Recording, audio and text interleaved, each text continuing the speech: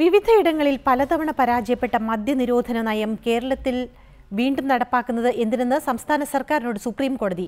മദ്യത്തിന് അടിമപ്പെട്ടവർ ചുരുക്കം ചിലരെ കണ്ടാണോ നയം രൂപീകരിക്കേണ്ടതെന്നും കോടതി ചോദിച്ചു. ആവശ്യമെങ്കിൽ പഞ്ചനക്ഷത്ര ഹോട്ടലുകൾക്കുള്ള ലൈസൻസ് റദ്ദാക്കുമെന്നും നയം തെറ്റാണെന്ന് ഭാവിയിൽ ബോധ്യപ്പെട്ടാൽ ബാറുകൾ അനുവദിക്കുമെന്നും സർക്കാർ അറിയിച്ചു. മദ്യനയത്തെ പ്രതിരോധിച്ചുകൊണ്ട് സംസ്ഥാന സർക്കാരിന് വേണ്ടി കപിൽ സിബലിന്റെ വാദം തുടങ്ങിയപ്പോഴാണ് സുപ്രീം കോടതി നയത്തിന്റെ അടിസ്ഥാനമെന്തെന്ന് ചോദ്യം ചെയ്തത്. മദ്യം ചെറിയ അളവിൽ കഴിക്കുന്നത് ആരോഗ്യത്തിന് പ്രശ്നമാണെന്ന് ശാസ്ത്രീയമായി കണ്ടെത്തിയിട്ടില്ല. കുടിക്കുന്ന മദ്യത്തിന്റെ വീര്യമല്ല, അളവാണ് പ്രശ്നം. മറ്റ് സംസ്ഥാനങ്ങളിൽ ഇല്ലാത്ത വിധം കേരളത്തിൽ മദ്യപാനശീലം കൂടുന്നതെന്തുകൊണ്ടാണ്? മദ്യത്തിനടിമപ്പെട്ട ചെറിയൊരു ശതമാനം പേരെ ഉണ്ടാകുമെന്നും അവരെ മുൻനിർത്തിയാണോ നയം രൂപീകരിക്കേണ്ടതെന്നും ജസ്റ്റിസ് വിക്രം ജിസണിന്റെ നേതൃത്വത്തിലുള്ള ബെഞ്ച് ചോദിച്ചു. മദ്യം അഭിവൃദ്ധിയുടെ പ്രതീകമാകുന്നുവെന്നത് ശരിയാണ്. എങ്കിലും ഇത്തരമൊരു മദ്യനയം രൂപീകരിക്കുന്നതിന് അടിസ്ഥാനമായി എന്തു പഠനമാണ് സർക്കാർ നടത്തിയത്?